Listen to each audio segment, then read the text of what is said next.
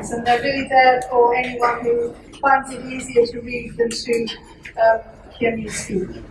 So, apologies for that. Next slide, please. I find this quote from Coote very useful. Yes. Sorry. I find this quote from Coote a very useful summary. And there are certain concepts. Can you see it? The commons are not concessions. They are resources that belong to people as a matter of life's necessity. Everybody has an equal share of the commons and must be empowered by law to claim equal and direct access to it. Everybody has equal responsibility to the commons and shares a direct responsibility to transfer its wealth to future generations. So there are lots of important concepts there. The idea of life's a set of resources that are necessary for human life. The idea that we have a right to share them equally, and that we should have that right enforced by law, and that we have equal access as well as equal responsibility for ensuring that the commons are not just a resource for life necessity today, but can be passed on to future generations. So that's what I find the most useful summary of what I mean by the commons. I would slightly depart from what an earlier speaker said, that we have to be, I think there is some value in being a little flexible about how other people, within reason, within bounds, how other people talk about the commons, because it helps to get more people on board. But I do absolutely recognise how damaging it can be when it is misconstrued for other interests. So where does this go? Thank you. It's about, for me, the idea of the commons is about meeting needs. So the central purpose of social protection or a welfare system is not to supply a productive workforce, but to ensure that everybody's needs are met. And this means that everybody must have access to resources that are essential for survival and flourishing. That includes, that essentially means health, critical autonomy, and participation in society. And here I draw on the theory of human need, and it's about universality. These needs we all have, whichever part of the world we live in, and whichever generation we belong to, now and in the future. So we have this basic anchor for the concept of the commons that is about current and future basic human needs. And it follows from that care and meaningful, supportive relationships and services for the purpose of improving and maintaining human well-being are just as important as essential life resources as land, water, air, and energy. So we can draw that connection between social commons and natural commons. So why do we need this now? Well, I'm speaking from the perspective of the rich world, but there's lots of echoes I know across the world. Welfare systems in the rich world are in crisis. People are dependent on them, but deeply distrustful and disillusioned. Austerity programs have cut deep into essential public services. The failure of welfare systems to prevent harm, rather than simply picking up the pieces when things go wrong, and also the failure to adapt to changing circumstances has led to rising demand, widening inequalities, and unmet needs. And there is a general sense that there's too much state control, that the state is powerful, but the people are powerless. And then another factor that has certainly influenced me is this burgeoning, growing campaign for a basic income, which threatens to replace collective services with cash handouts to individuals. And preserving the idea of collectively pooling resources and sharing risks is central for me to the idea of social commons. So, yes, I think what we're doing, and I think what we've all been saying really, is that we're moving towards a new politics, which is important today, and in a way inevitable that these changes will come. So it's about, and some of you will recognize this quote, meeting the needs of the present without compromising the ability of future generations to meet their own needs. And that was the Brundtland definition of sustainable development, now 31, coming on to 31 years old, but still holds true. So that's what we're trying to do, meet today's needs in ways that enable future generations also to meet their needs. Moving from competition, consumerism, and individual choice towards caring for each other, pooling resources, sharing risks, and reasserting the collective ideal, and also understanding that things that we do collectively are more efficient and more effective and build solidarity in ways that individual transactions that might be the result of a cash payment cannot achieve.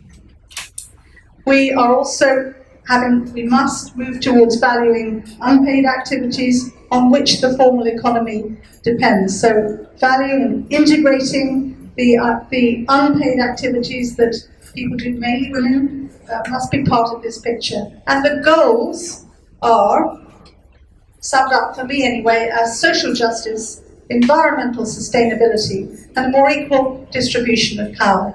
So justice, environment, and power. And what would the social commons look like in practice?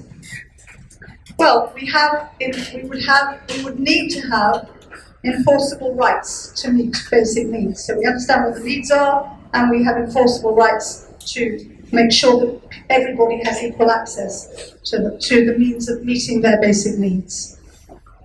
And people would have more power to determine how to meet their needs collectively. So it's not just a matter of the state saying, let's do it this way, but people would be defining their needs together and co-designing and co-delivering them to whatever it takes to meet their needs. Sometimes it's services, sometimes it's facilities, sometimes it's other kinds of activities. Paid and unpaid work are both valued as mutually supportive. And the role of the state is to support this process and to ensure equal access, to guarantee standards, and to distribute resources. Well, I got this from Francine, but I think it's a very good summary of what we think the state should be doing in all of this. And that role of the state is a supporter rather than a supporter of a process of commoning rather than a provider of services in a controlling way is very important. So this suggests a new dynamic between top-down and bottom-up politics, if you like, and between local and national politics. And how do we think that it can be achieved? Well, this is just a few pointers from me. I don't have time to go into anything in detail, but I do think it's really important for us to move from thinking this is all a good idea towards finding ways of putting it into practice and recognizing where the models are out there already in practice. So we have to build the culture and practice of the commons, and we can learn from pioneering cities, including Barcelona and Ghent, who've already been mentioned, and Bologna, where the city, people here will know much more about these examples than I do, so forgive me if I've got any of this wrong. But the basic idea is that the municipality has a constitutional commitment to support the flourishing of commons models, of things that people do themselves within their boundaries.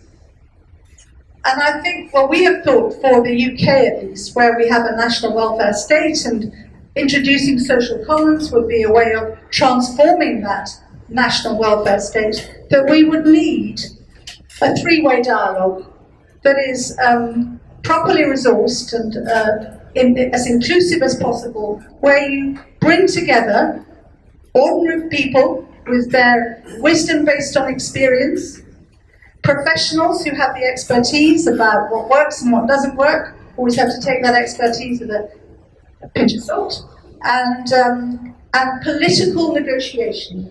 So we have to use this three-way dialogue to shape what the social commons would look like and how it will be achieved. And it should be coming from the bottom up, but also involving national politicians. Because you can have as much local dialogue as you like. If you haven't got the policymakers and the people who make the decisions in government involved, then it will just be very hard to make real progress. That's my proposition anyway. At a national level, we've been thinking about something that would start as a declaration with accumulating force. So we say, this is where we're going, and to start by saying, these are our objectives, and then over time, that declaration accumulates force. It's soft law, moving towards enforceable measures. And there are examples of this, actually, in the European Union, where once upon a time there was never any social understanding about what the social contract should be. But gradually over time there's been a development of understandings and agreements and activities that have led to something that is actually meaningful and enforceable for member states. We need new models of shared ownership and control, where at the point where activities are generated in order to meet needs that have been defined by the people. So instead of top-down services, we need more cooperatives, more mutually developed and supported organisations. So to think hard about what kinds of organisations work. And many of you will know about the work of Eleanor Ostrom and what she has done to think through what needs to be done to effectively manage the commons. I think that's helpful. And new transformative relationships between, I think this is the crunching point really, new transformative relationships between the people, the commons and the public realm, which is about transforming the relationship between locally self-generated initiatives and the state that has the power to support or indeed to destroy those initiatives. And to value, this isn't a point I put up here, but I think it's an important one, to value the social wage, what we used to call the social wage, the services that we provide together in order to build solidarity, to help each other in a way that is much more effective than using the money to pay for individual services. So finally, some challenges, which I'm sure we will be discussing through this event. If we're going to talk about the social commons, what's included and who decides? And who is eligible? Is it, we talk about social citizenship, but is it people who are passport holders or people who are residents? This is becoming more and more important as time goes by. How can we best organise that three-way dialogue I described? Who would fund it? How could we be sure that it would be inclusive? And so on. So these are questions I haven't got answers to, but we need to discuss. And this is a really difficult question. How are legally enforceable rights compatible with locally controlled activities to meet needs? Because we will all know that in some localities people will be very good at generating activities to meet their needs, and in others they won't. So how do you ensure that everybody has equal rights? And how do you make local power and equal rights at a national level compatible? how do we transform public institutions so that they are supportive of social commons? And then which sectors, groups and organisations are likely to support the social commons? So that's the end of my questions. I hope this has helped to stimulate some debate. Thank you.